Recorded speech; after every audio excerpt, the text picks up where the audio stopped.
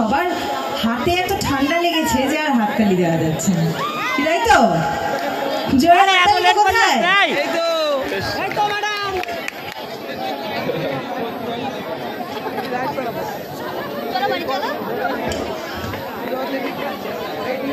Thank you so much. একটু হাতে দিলে সবাই মিলে।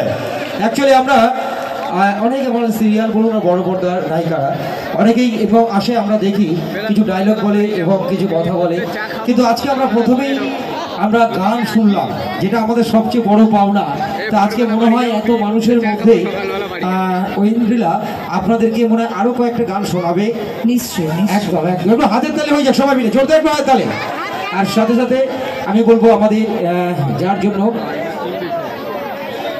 এবং আমি আজকে এখানে যাদের জন্য আসতে পেরেছি, রনিদা এবং মিহিরদা, আপনাদের প্রত্যেকের ভীষণ পরিচিত আমি জানি। আমি চাইবো ওনাদের জন্য একটা জোরে করে হাততালি হবে। রনিদা, আপনি কাইন্ডলি একটু মঞ্চে আসবেন।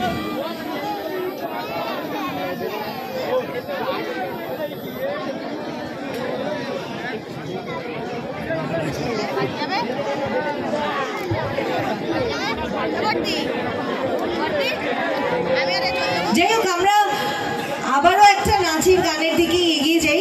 এখানে সবাই এত ভালো নাচছে, আমি এটা মিস করতে চাইছি না, মানে এটা চাইছি না থামুক আর কি। খুব ভালো হচ্ছে, প্রত্যেকে খুব ভালো পারফর্ম করছে। আর এই পাশে সবাই মিষ্টি মিষ্টি মানুষেরা দাঁড়িয়ে আছে, এত মিষ্টি করে হাসছে। আর সামনে সবার খুব ঠান্ডা লেগেছে, সেটা আমি বুঝতে পেরেছি।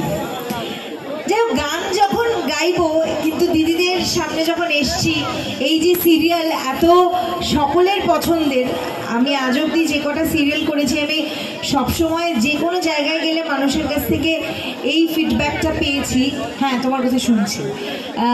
ফিডব্যাকটা পেয়েছি সবসময় যে সিরিয়াল হচ্ছে আমাদের জীবনের একটা, মানে সবসময় চলার, যেরকম হয় খাচ্ছি ঘুমোচ্ছি, সেরকম সিরিয়াল দেখছি এটা রোজগারে।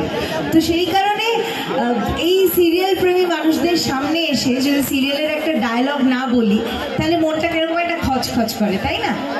তাই আমার খুব পছন্দের একটা ডায়লগ